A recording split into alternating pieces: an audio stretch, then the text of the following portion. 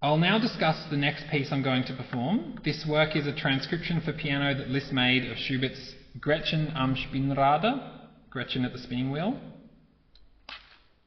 a song that is itself a setting of a scene from Goethe's Faust.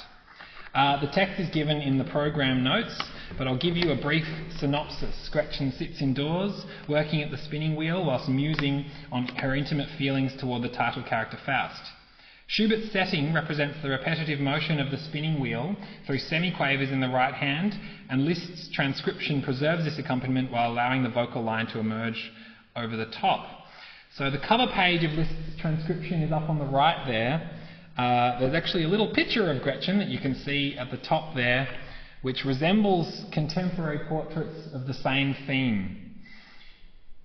Goethe's original poem also depicts Gretchen in this kind of idealised pose of femininity as it was constructed at the time, seated indoors, alone, doing hours of fine fingerwork to produce something of beauty. This could also be read as a kind of model of the ideal female pianist, seated indoors, alone, hours of fine fingerwork to produce something beautiful. The notion of piano as a domestic feminine art was quite clear in the 19th century. In the early 19th century in Germany, you could buy an instrument that was a combined piano and sewing table. That one is a half piano, half sewing, a piece of furniture built to be ideally feminine. So there's this strong link between domestic pianism and idealised notions of domestic femininity. And this work relies on that link to illustrate Gretchen at home. When Liszt performs this work as a soloist and the piano becomes a metaphor for the spinning wheel, does Liszt himself become a metaphor for the character of Gretchen?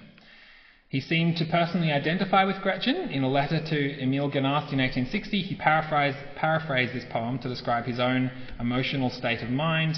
While he was tormented by thoughts, he commented that he hadn't forgotten what Gretchen said, broken head and broken mind.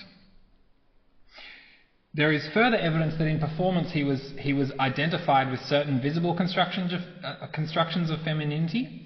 He was often seen to embody some feminine traits in contrast to an otherwise hypermasculine performing style. In 1835, Henry Reeve wrote this of a Liszt concert, that his countenance assumed that agony of expression mingled with radiant smiles of joy which I never saw in any other human face except in the paintings of our Saviour. Suddenly the hand and frame of the artist gave way, and he fainted in the arms of the friend who was turning over the pages for him, and we bore him out in a strong fit of hysterics.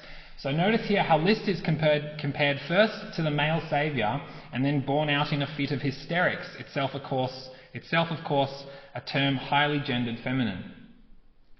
Richard Leppert has commented that part of Liszt's virtuosity is that he is able to make these dazzlingly high leaps over the walls of gender construction. It could be that Liszt's identification of himself with a female heroine in this and other works added to the richness and depth of his performing style. So I'll now perform Gretchen am Spinnrade.